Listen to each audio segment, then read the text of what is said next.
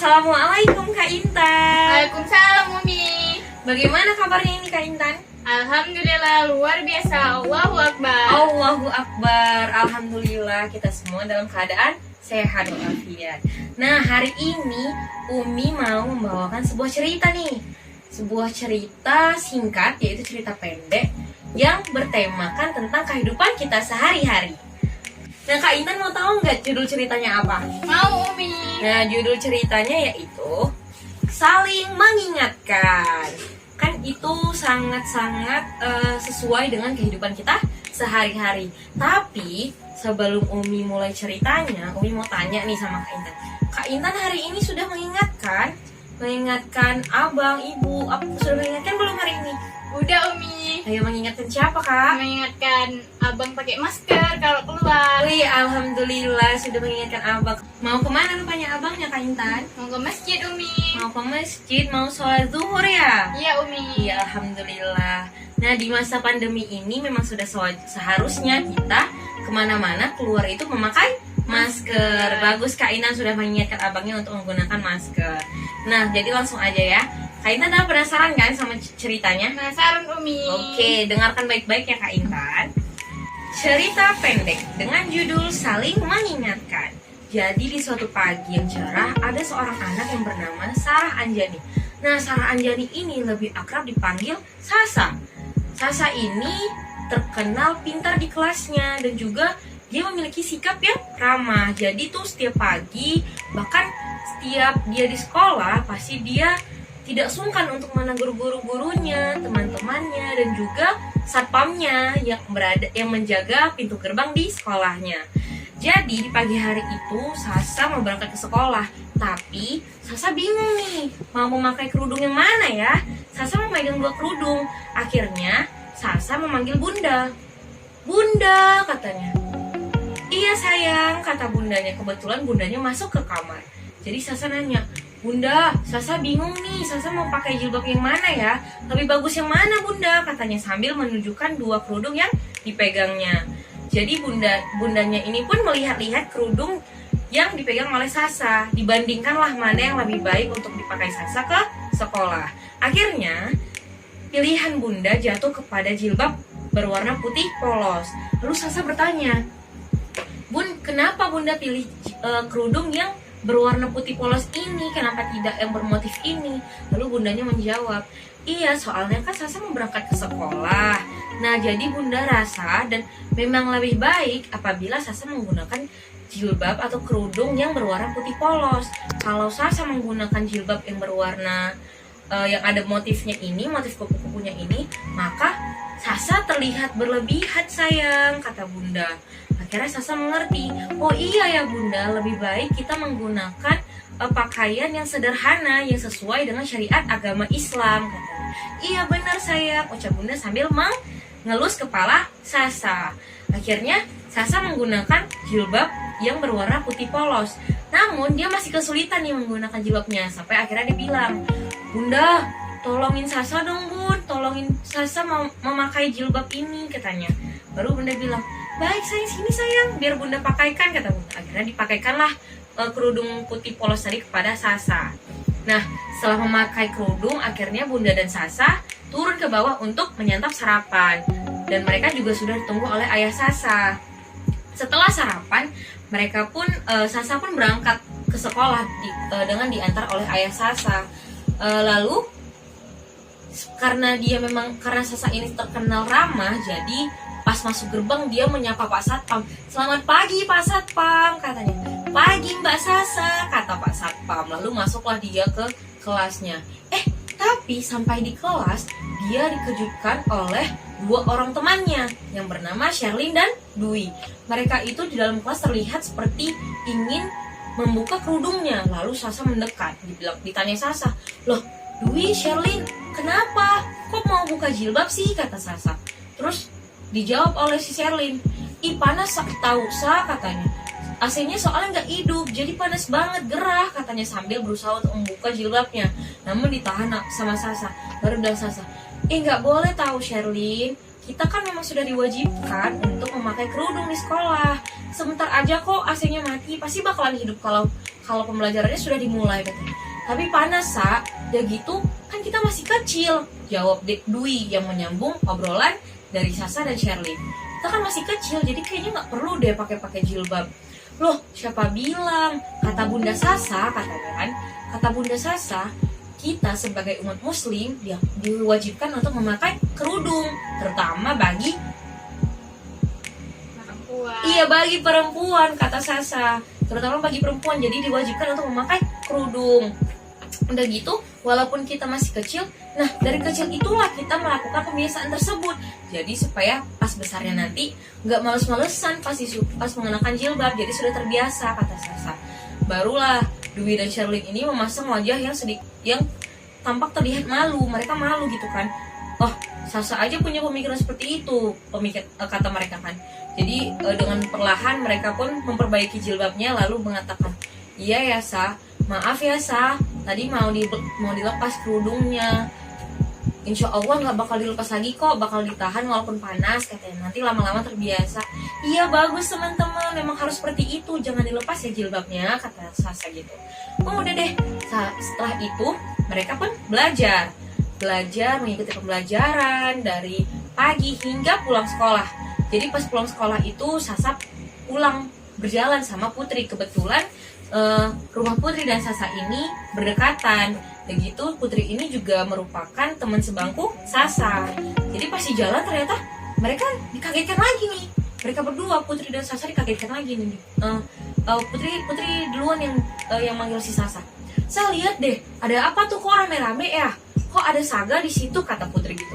Lalu Sasa melihatlah ke arah keramaian yang ada teman mereka juga yang bernama Saga.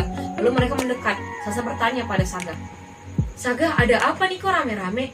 Lalu Saga menjawab, iya itu ada yang berantem, anak kelas 5C. Berantem tuh si Iqbal. Loh kok berantem? Kenapa? Memang si Iqbalnya bandel, kata si Saga kan. Terus Sasanya nanya, kok gak dipisahin sih? Kasihan tahu, pasti badan mereka sakit-sakit, pukul-pukulan. Gak boleh dibiarin, kata Sasa. Ih gak berani biarin aja, orang memang si Iqbal yang bandel, kata si Saga. Terus si Putrinya marah. Putrinya ini tuh punya karakter yang sama Sasa, tapi Putri ini sedikit lebih tomboy daripada Sasa. Jadi Putri bilang, ih kok dibiarin aja sih, nggak boleh tahu, Saga berdosa, katanya. Terus dia bilang ke Putri lagi kan, kalau ada orang berantem harus dipisahin, nggak boleh dibiarin. Nanti kalau dia kenapa gimana? Kamu mau tanggung jawab? Kan enggak. Lagian kita masih kecil loh, jadi harus hidup berdamai, harus hidup rukun, tidak boleh berantem, kata Putri. Ya udah Put, kamu aja sana yang misahin. Aku nggak mau karena nanti aku itu dipukul, kata Saga. Akhirnya Sasa bilang, ya udah kalau gitu, ayo Put kita balik ke sekolah, kita panggil Umi Yuna, katanya kan. Panggil Umi Yuna supaya Umi Yuna melerai. Akhirnya Sasa dan Putri pun kembali lagi ke sekolah, lalu mereka memanggil Umi Yuna. Setelah Umi Yuna datang, lalu perkelahian pun dilerai. Akhirnya Iqbal dari kelas 5C itu dibawa lagi ke sekolah untuk diberi nasihat dan dipanggil orang tuanya supaya mendapat efek jera.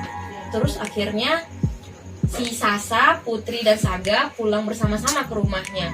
Terus Sasa bilang kan, pas mereka jalan bertiga pulang, Sasa bilang, Saga, kamu gak boleh gitu lagi ya, katanya. Terus Saga bingung ya kan, kayak gitu kayak gimana Put, kata Saga. Ya iya kayak gitu, kamu gak boleh loh ngebiarin orang yang lagi berantem, katanya. Kamu harus bisa misahinnya. Kan tadi udah aku bilang, kata Saga, aku takut kalau aku ngelerai mereka nanti aku ikut kena pukul, sakit tahu kena pukul, kata Saga sambil menggosok-gosok kedua lengannya. Habis itu Putri bilang, ya menghindarlah, gak gimana sih, kata si Putri. Putri bilang begitu kan. Terus Saga bilang, ya kamu sih enak bisa bela diri. Nah aku kan nggak pernah bela diri. Menghindar itu nggak butuh bela diri, yang penting refleks, kata si Putri. Abis itu akhirnya daripada si Putri dan Saga ini berdebat lagi, rasanya bilang, ya tapi tetap aja sih nggak boleh kayak begitu. Kalau nggak berani misahin ya panggil gurunya, panggil Umi Yuna, atau nggak panggil orang-orang dewasa di sekitar sini, dibilang si Saga kan, si Sasa kan. Terus dibilang si Saga lagi, tapi Iqbal memang bandel loh, gak bisa dibilangin dianya, katanya. Ih, Saga, tetep aja nggak boleh. Bunda Sasa tuh pernah bilang katanya kan, siapapun dia, baik manusia, tumbuhan maupun hewan, jika sedang dalam kesulitan, harus ditolongin, harus dibantuin. Maupun perilakunya itu baik atau buruk, kita harus tolongin karena kita sebagai umat manusia harus saling tolong menolong. Tidak boleh dibiarkan begitu saja. Nanti kan dia bisa terluka, kata Sasa kan. Terus tiba-tiba ternyata si Saganya berhenti. Sedangkan si Putri dan Sasanya ini jalan terus. Saganya ketinggalan di belakang. Terus Putri yang sadar kalau Saga itu berhenti, akhirnya Putri tanya, kenapa gak? Kok berhenti? Kata Putri kan. Terus Saganya bilang, dia ngangkat kepalanya kan pelan-pelan baru bilang, hehe, iya deh Put, iya deh Sa, janji Saga gak bakal kayak gitu lagi. Kalau ada orang berantem, Saga pisahin deh, gak takut deh Saga kalau kena pukul, gak apa-apa, sakitnya cuma sebentar kok, katanya. Terus dia bilang juga, Saga janji, Saga akan menjadi anak yang soleh, anak yang berbakti pada orang tua dan tidak takut lagi. Saga janji, katanya. Terus tiba-tiba si Putri dan Sasanya ini saling pandang. Mereka pandang-pandangan kan, heran nih nengok Saga. Gak lama kemudian mereka ketawa besar, hahaha katanya. Baru Saganya malu dong diketawain gitu, jadi bilang Saga, kenapa kok ketawa sih? Kan Saga janji gitu. Baru dibilang si Putri, kamu lucu deh Ga, masa kayak gitu? Tapi gak apa-apa deh, bagus-bagus kamu janji kayak gitu. Semoga kamu bisa menepati janji kamu ya Ga, kata Putri. Iya, insya Allah, bantuin juga ya untuk diingetin terus. Iya pasti kok Ga, kata Sasa. Nah akhirnya setelah itu mereka pun sampai di rumah masing-masing. Jadi sampai di rumah masing-masing itu Sasa menceritakan kejadian yang dialaminya hari ini, yaitu kejadian teman-temannya yaitu Dwi dan Sherlyn yang ingin membuka jilbabnya, lalu kejadian si Iqbal yang berkelahi tadi kepada bundanya. Begitu juga dengan Putri dan Saga, mereka menceritakan dengan versi mereka masing-masing. Nah begitu tuh Kak Intan ceritanya, sudah habis. Nah, sekarang Umi mau tanya nih sama Kak Intan. Siapa sih tokoh utama dalam cerita pendek yang Umi bawakan ini? Sasa Umi. Sasa pinter, tepuk tangan dulu. Nah, berapa sih jumlah tokoh yang ada di cerita pendek ini? Ada Sasa, ada ibunya Sasa, ada Sherlyn, ada Dwi, ada Putri, ada Saga. Ada 6 Saga. Umi. Ada 6 orang pinter. Nah, sekarang Umi mau denger dong. Kak Intan coba ceritain ulang gimana sih cerita pendek yang dengan judul Saling Mengingatkan ini. Gak usah semua gak apa-apa, yang penting Kak Intan tahu gambarannya gimana. Coba dong ceritain, Umi mau denger. Jadi cerita pendek ini menceritakan tentang Sasa yang sering mengingatkan teman-temannya yaitu Dwi dan Sherlyn yang melepas jilbabnya karena panas. Jadi Sasa mengingatkan Untuk memakai jilbabnya kembali. tidak melepas jilbabnya. Terus Juga mengingatkan Saga untuk melerai orang yang berantem. iya, kalau nggak berani ngelerai, Maka panggil orang lain atau guru ataupun orang sekitar untuk membantu melerai. iya pinter Kak Intan. Nah, Kak Intan udah tahu kan apa isi cerita dari Saling Mengingatkan ini? Tahu Umi. Nah, jadi Umi mau menjelaskan sedikit nih. Benar yang dikatakan Sasa tadi, kalau menolong orang lain itu jangan memandang dia baik atau tidak baiknya, harus ditolong walaupun dia tidak baik, karena kita sebagai umat manusia itu harus saling tolong menolong dan juga harus saling Mengingatkan Umi. mengingatkan. Jadi Kak Intan nanti kalau misalnya ada temennya yang